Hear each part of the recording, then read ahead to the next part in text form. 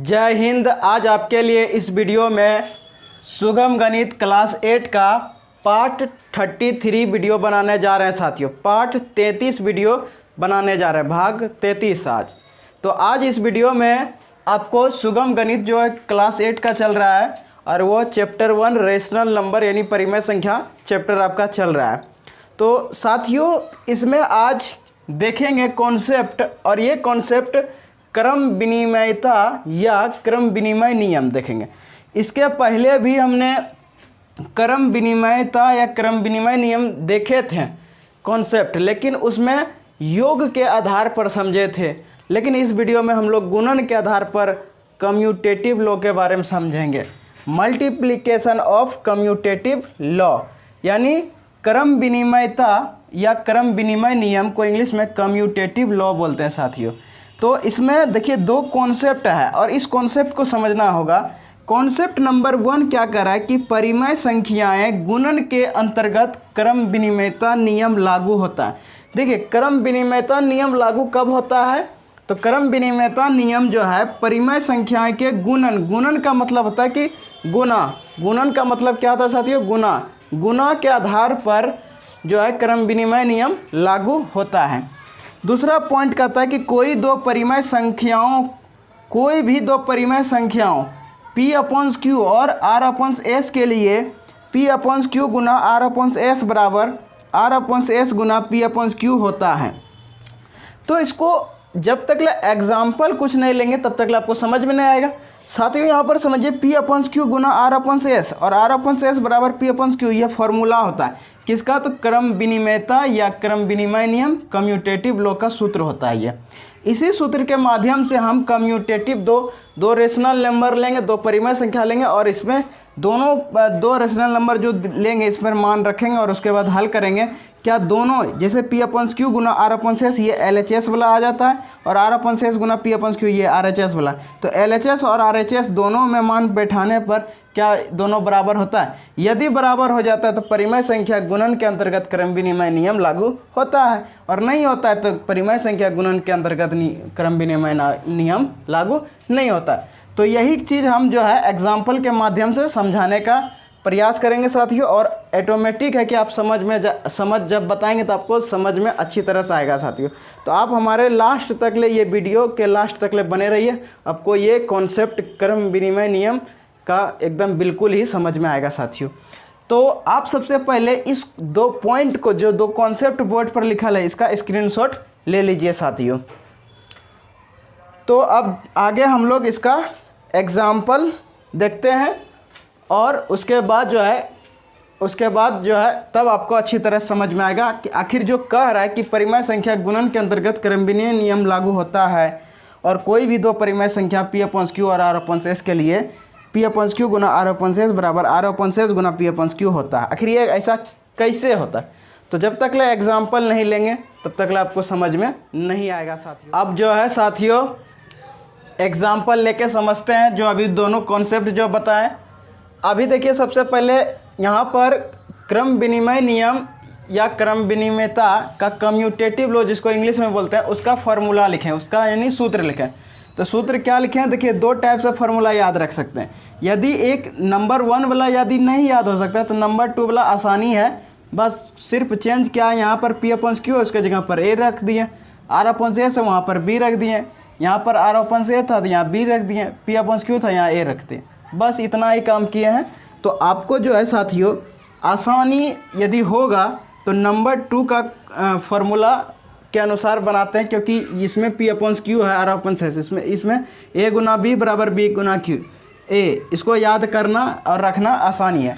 तो ये दोनों फार्मूला जो है साथियों, ये दोनों फार्मूला किसका है? क्रम विनिमय नियम का। किसका है? क्रम विनिमय नियम का, क्रम विनिमय नियम का, कम्यूटेटिव लॉ का। ये क्रम विनिमय नियम का फार्मूला ही दोनों है। तो ये फार्मूला हमें इसी फार्मूला के माध्यम से सवाल को जो अभी एग्जाम्पल लेंगे उसको सॉल्व करेंगे। तो आप सबसे पहले इस सवाल को, इस दोनों फार्मूला को नोट कर लीजिए साथियों, क्योंकि इसे हम रफ करेंगे। तो नोट कर लिए साथियों। तो अब इसको क्या करते हैं? रफ कर देते हैं। तो अब क्या करना है? हमको दो रेशनल नंबर लेना है। कितने रेशनल नंबर लेना होगा साथियों? दो रेशनल नंबर लेना होगा और उन दोनों रेशनल नंबर को क्या करना होगा, इन दोनों ये जो फॉर्मूला होता है कम्यूटेटिव लॉ का, उन फॉर्मूला में मान पुट करके हमको क्या करना है, हल करना है। तो यहाँ पर हम दो रेशनल नंबर लेते हैं। जैसे कि एक यहाँ पर सबसे पहले एग्जाम्पल के अनुसार समझते हैं। तो यहाँ पर सबसे पहले क्या करना होगा, एग्जाम्पल लिखना होगा, एग्जाम्पल्स। ठीक, अब यहाँ पर हम एग्जाम्पल्स नंबर 1 को हल करते हैं। एग्जाम्पल्स नंबर 1, यहाँ पर हम एक रेशनल नंबर लेते हैं, दो रेशनल नंबर लेना होगा। एक ले लिए 3/4 ले लिए, एक रेशनल नंबर 3/4 ले लिए, और दूसरा जो हम ले रहे हैं, दूसरा ले लेते हैं -6/7, -6/7। तो यहाँ पर हमने क्या किया साथियों, दो रेशनल नंबर लिए, क्योंकि कॉन्सेप्ट में जो कह रहा था कि कोई दो परिमेय संख्याएं P/Q और R/S, जो कि P/Q गुना R/S बराबर R/S गुना P/Q होता है। तो हमने दो परिमेय संख्या ले लिए।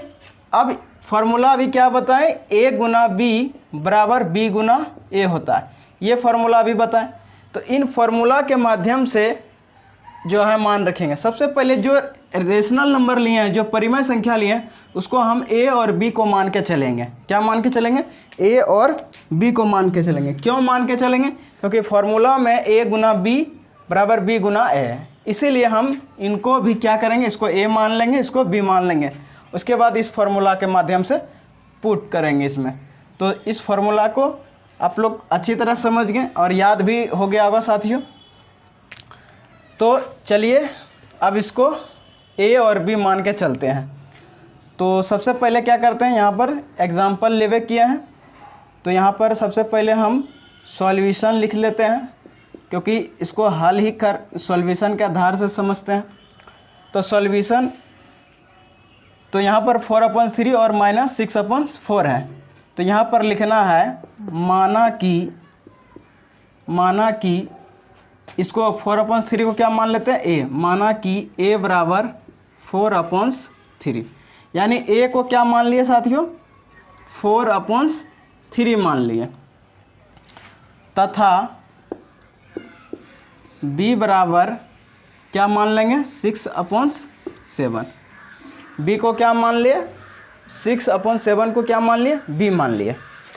अब इसको तो A मान लिए और इसको B मान लिए। अब यहाँ पर देखिए क्या करना है, अब इसको जो है इसमें फार्मूला पुट करेंगे, तो सूत्र से चलेंगे। तो सूत्र से यानी फ्रॉम फार्मूला बोल सकते हैं, या हिंदी में लिखिए सूत्र से। तो सूत्र क्या होता है आपका, सूत्र अभी आपको बताएं, A गुना B बराबर B गुना A, ये वाला फार्मूला होता है। इसमें क्या करना है, आपको मान बैठाना है। तो इसको A माने, इसको B माने। A का मान क्या है, 4/3 गुना B का मान कितना है, -6/7 है। B का मान क्या है, -6/7 है। तो इसको क्या करते हैं, ब्रैकेट में रख सकते हैं, या नहीं भी ब्रैकेट में रखिए तो कोई दिक्कत नहीं है। उसके बाद जो है यहाँ पर B है, तो B का मान क्या है, -6/7। ठीक, चलिए इसे ब्रैकेट ही हटा देते हैं। चलिए उसके बाद गुना A का मान कितना है, 4/3 है। तो यहाँ पर देखिए A का मान 4/3 रख दिए, B का मान -6/7 बराबर B का मान -6/7, A का मान 4/3। तो इस प्रकार से हमने क्या किए, A B का मान हम पुट कर दिए। अब क्या करेंगे साथियों, इसको हम सॉल्व करने का प्रयास करेंगे। अब यहाँ पर थोड़ा ध्यान दीजिए कि यहाँ पर ऊपर में जो नंबर है 4 गुना -6 क्या है, 4 गुना -6। नीचे में क्या है, नीचे में है 3 गुना 7, नीचे में जो है 3 गुना 7 है। तो यहाँ पर लिख देते हैं 3 गुना 7। नहीं तो इसको एक स्टेप बढ़ाने से अच्छा है कि एक स्टेप मत ही बढ़ाइए। तो यहाँ पर क्या करेंगे, ये दोनों देखिए कट जाता है, तो 3 दूना 6, 2 बार में ये कट गया, और ये कितने बार में कट गया, 1 बार में कट गया साथियों। अब देखिए ये दोनों तो नहीं कटेगा, चलिए इसको यहीं पर छोड़ देंगे।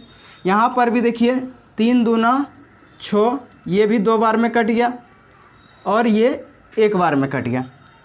अब उसके बाद देखिए 4 गुना 2, तो 4 दूना कितना होता है 8, तो यहाँ हो जाएगा -8। 1 गुना 7 करिए तो कितना होगा 7 हो जाएगा, बराबर -2 गुना 4 करेंगे तो क्या होगा -8, और 7 गुना 1 करिएगा तो क्या होगा 7 होगा। तो इस प्रकार से देखिए कि दोनों तरफ a गुना b में जो मान बैठा है और b गुना a में मान बैठा है, दोनों का वैल्यू क्या आ रहा है, समान आ रहा है, यानी बराबर आ रहा है।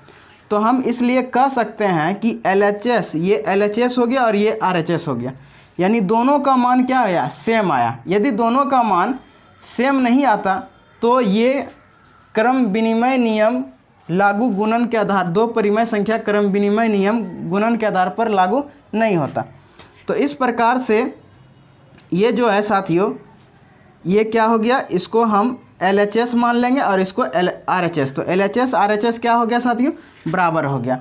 तो इस यदि 2 परिमेय संख्या, कोई भी 2 परिमेय संख्या लीजिएगा और उसको जो क्रम विनिमय नियम का जो फॉर्मूला होता है उस फॉर्मूला में पुट करने के बाद यदि बराबर नहीं आता, तब हम कह सकते हैं कि गुणन, यहाँ पर गुणा किया है, हम कह सकते हैं कोई भी 2 परिमेय संख्या गुणन के आधार पर क्रम विनिमय नियम लागू नहीं होता।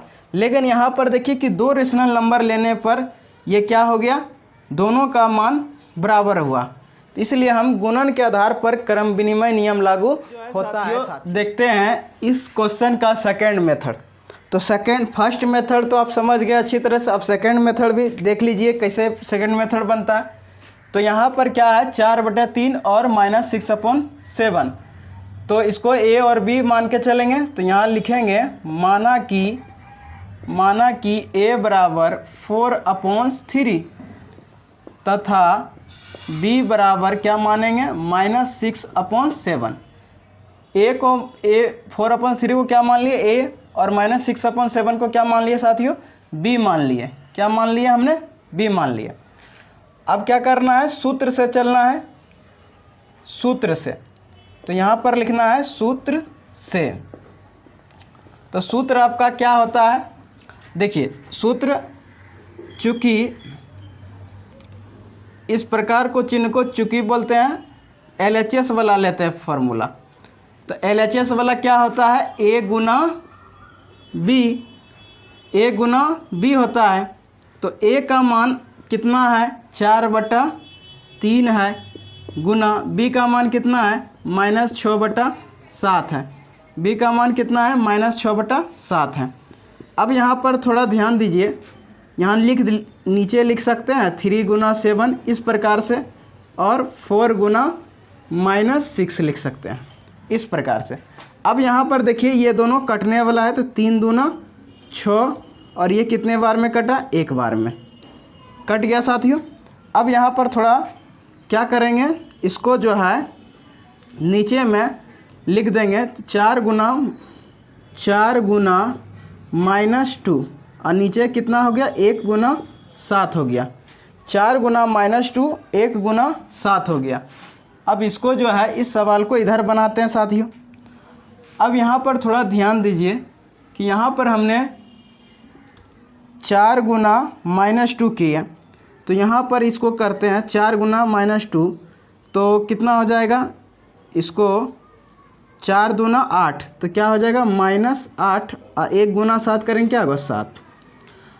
अब यहाँ पर LHS लेके चले तो क्या हुआ, -8/7 आया। अब हमको LHS वाला फार्मूला लेके चले तो -8/7 आया। अब RHS वाला फार्मूला लेके चलेंगे, चूँकि RHS, तो RHS वाला फार्मूला क्या होता है साथियों, तो b गुना a होता है। क्या होता है, b गुना a होता है, यानी इसका अपोजिट, यानी इसका उल्टा। तो b का मान कितना है, -6/7 और a का मान कितना है 4/3 है। अब इसको क्या करना है, -6/4 और 7 गुना 3 और 3 दूना 6 और 3 एका 3। उसके बाद -2 गुना 4 और 7 गुना 1 कर देना है। उसके बाद 4 दूना -2 गुना 4 करेंगे क्या होगा 8 होगा, -8 7 गुना 1 करेंगे क्या होगा 7। तो देखिए LHS और RHS दोनों का वैल्यू क्या आ रहा है, समान ही आ रहा है। तो यहाँ पर हम लिख सकते हैं, इसलिए LHS बराबर RHS, LHS बराबर RHS, ये आपका क्या हो जाता है, प्रूव्ड हो जाता है।